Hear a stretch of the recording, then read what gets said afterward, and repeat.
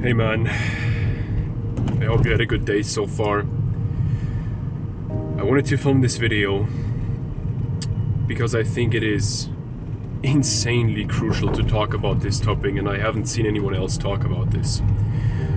I want to tell you how I broke free from some very negative red pill mindsets that have made it pretty much impossible to build a deep relationship with my woman, where we both have loving attraction and passion in the relationship.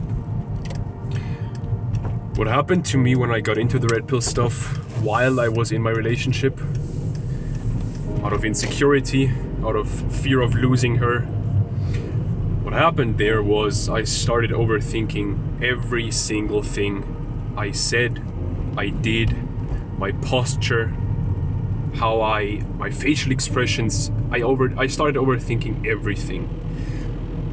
And that was, and is, if you're doing it right now, detrimental. If what you actually want is to build a deep relationship with a woman, where you can experience deep love and give deep love in many different ways, emotionally, spiritually, sexually, physically, mentally, doesn't matter. In every single way you can give and receive this love. If that's your goal and you want to build a relationship that supports your life and where you can support your partner, then this video is crucial for you. Like I said, I got into all this stuff out of insecurity, out of fear of losing my girl, and I think that's the reason most guys get into red pill stuff. Now the thing is, that's not a good place to operate from. And when we have this insecurity and we become even more insecure, even more self-conscious, because we learn all this stuff that men should be, right? And I'm not saying that all of this stuff is bad. There are parts of the red pill and of the manosphere community that I really agree with, that I found to be very true in my own life. But just because some parts of something are true, that doesn't mean that everything is true. I very much despise people who think very black and white, because black and white can never be the whole truth. And I seek truth. I don't want to be right. I seek truth. And so the reason for why this was so detrimental for my relationship was because it killed every single opportunity for me to be present with my girl and to show her that deep love that I wanted to give her deep down, and to be free of these mental barriers that held me back. And to be completely honest with you, I do think that it's sometimes important, or honestly, really in every moment important, to go to our edge, to go out of our comfort zone and to immerse ourselves in topics that will challenge us, right? Challenge our beliefs, challenge our actions, challenge everything we do. The thing is though, we often get off the right path with that, especially with stuff like red pill. We can easily get off the right path, and that's the first thing I want to cover, staying on the right path. And we can only do that through honestly and truthfully evaluating our values and seeing whether those values align with what we get told by people on the internet. Even if stuff that I say doesn't align with your values, it doesn't necessarily mean that what I'm saying is wrong, but maybe it's wrong for you in this current moment. So then don't listen to it, right? Be open to new ideas, but evaluate those ideas very consciously. I think the best place to start here is evaluating what kind of a woman we want and what kind of a relationship we want with either one woman or multiple women, or maybe even no women. That might also be a life phase you're in. For me personally, I know I want physical attractiveness in a woman. I know that I want a very healthy woman, and I have both of those things. I want a woman that supports me, that understands my purpose, a woman that believes in me, a woman that has a willingness to grow through problems together, which is probably one of the biggest things, if not the biggest thing, that I value very highly in my girl. She really has this zest for life, and also this zest for improving, for being in a situation that is already good and then getting to a situation that is even better. She's rarely ever negative, very positive human, always sees the good in things, always grateful for stuff. So I really do have the kind of woman that I want, and I'm very grateful for that. I have a woman who empowers me. I have a woman who has a very good intuition, who can make good decisions in difficult situations. And that is insanely valuable.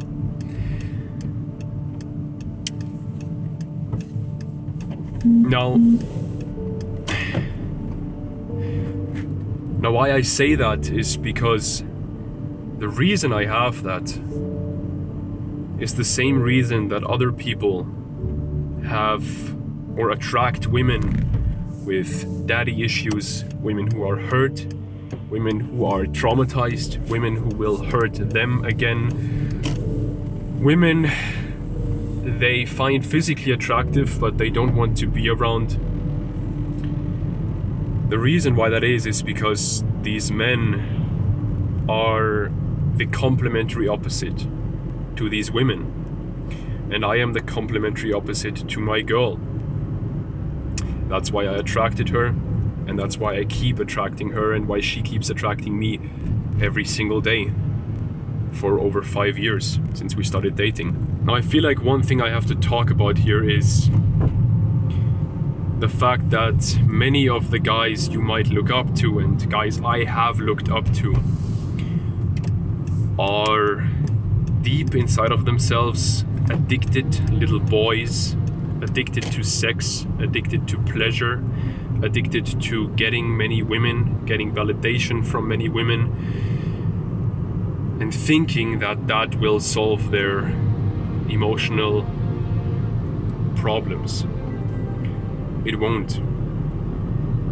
No other human can solve the problems that we have inside of us, for us. They can support us, certainly, but at the end of the day, whether it's a mentor or a partner, they can't do the work for us. We need to do that work ourselves. We need to heal ourselves. Now I just want to throw this in here quickly. If you struggle with this, and if you want to work through your own problems to improve your relationship, then you can always book a call with me. It's free, link in description. Now here's how I started unlearning these red pill patterns and getting to a point where I take the good stuff and I reject the bad stuff. First thing for me was understanding, really understanding, not just knowing, but understanding that a good woman is okay with you making mistakes because she wants you to figure it out. She wants you to solve your problems. And she knows intuitively that in order to solve problems, you need to fail first. She won't tolerate bullshit, that's not what I'm saying. But if she sees that you're making progress, she will still shit test you. Yes, that will always happen. But she will not reject you, or break up with you, or cheat on you, if she sees that you're working towards becoming better, and if she sees that you're putting effort into this stuff. The second thing I learned is presence and mindfulness, and being in the moment, not worrying about what happened yesterday and not thinking about what could happen tomorrow, has helped me a ton with this as well. One more thing that I've already kind of touched on earlier was this idea of not trying to get away from pain, but trying to get to an even better situation. Meaning, accept your situation, accept yourself, And that doesn't mean stay yourself and stay in your situation, but accept that you are in this situation right now and that you are who you are right now, and then try to go to an even better situation. Accept your situation as good, accept yourself as good, work towards becoming even better and getting to an even better situation. Next thing is, there's this chapter in a book that I've read multiple times that has massively helped me. The Way of the Superior Man. You might have heard of this book already. Many people talk about this book. Some people don't understand this book. It's not easy to understand. I don't claim to fully understand it. I don't claim to fully understand most of the work from David Deida because it's very interesting work. Let's put it like that. David Deida is the name of the author of this book. I've read many books of him. The thing is, there's one chapter that is titled "She Wants to See You Free." I think that's the chapter of this title, or the title of this chapter, or maybe it's somewhere in a random chapter. Is this phrase? She wants to see you free. Your woman wants to see you free from any paradigms that don't serve you, from any mindsets that don't serve you, from any overthinking, any doubts. She wants to see you free of that. Because it doesn't benefit her if you're overthinking. It doesn't benefit the relationship you two have. And it doesn't benefit you to overthink, to get caught in your own head, to have paradigms that are in conflict with your values. It doesn't serve any of you. And now the last point I want to mention here is stop trying to understand your woman. What often happens with people who have more of a masculine sexual essence, which is mostly men, can also be women. Some men can also be feminine in their sexual essence. Again, black and white thinking doesn't apply here. But for most men, and I include myself in that, I think over the years I've realized that I have more of a masculine sexual essence, which doesn't mean that I don't have a feminine side to myself. What masculine people, or people who tap into their masculine more regularly, can often do is analyze and overanalyze everything and trying to understand everything. Your girl acts in a certain way. Instead of just reacting with love, you react with trying to analyze her, trying to figure out what's wrong, trying to find a solution to the problem. That might not always be the right thing to do. Sometimes, and honestly not sometimes, most of the time, we need to just show her that we love her when she brings up a problem, a challenge for us, when she shit tests us, or when there's something that emotionally impacts her and she wants to talk about. Often it's not about solving a problem. Often it's just about showing her love. And sometimes the next step then is to really try to understand her and see where you can help. Which thing that you've maybe learned could help her, which mindset you could share with her, which practice you could give her, which book you could tell her to read, something like that. But the first step, usually 99% of the time, is just making her feel loved and not trying to understand her, not trying to analyze her, because most of the time that doesn't help. Now again, if you struggle with all of this, if you don't know how to navigate these struggles, then what you can always do is book a call with me. Like I said already, it's free, but I will be honest, it's not a free coaching call because my time nowadays is very limited. Rather, it's a call where we go deep into what you're struggling with. We figure out what you're actually struggling with, and then we figure out whether I could help you, and if I can help you, whether we should work together, and whether you would gain me as a mentor to improve your relationship and to grow yourself. If that's something that interests you, check out the link in the description for that. You can book a call there. I'll see you there. And apart from that, I want to say two more things. First of all, Stay on your path. Don't get off your authentic path, man. Don't divert from your values. Don't lose yourself because someone on the internet tells you to do X. That's never worth it.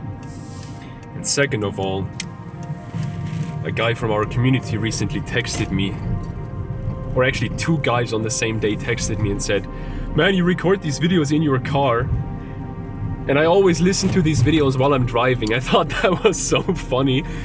So maybe that's just something they really thought, like they really said it was very enjoyable to listen to these videos while they're driving. And I make these videos with the intention of people listening to them while they're eating, while they're cooking, while they're doing the dishes, while they're, I don't know, brushing their teeth, or while they're driving. Why not? While they're on a walk. So maybe think about, if you want to watch more of these videos, whether you can implement them into your day, because that's what I do myself. I listen to podcasts and similar videos like this while I'm stretching. And I will also say some things, like cooking for example, I don't listen to anything. I just want to sit in silence and think about my thoughts and reflect on things. That's also important. There's 2 sides to this coin. Man, perfect timing. I'm at home. It's late. I'll go to bed right now, because I'm gonna get up again at 6 a.m. tomorrow, as every day. Man, I wish you all the best. This was a good video. I really felt very present during this video and really grounded. And I think that comes from the inner work I've been doing. I'll see you soon. Book a call if you want to. And I wish you all the best, man. You deserve the fucking world. And I mean that. Sometimes these phrases just pop into my head and I say them, and I mean those phrases. I'll see you soon. Bye.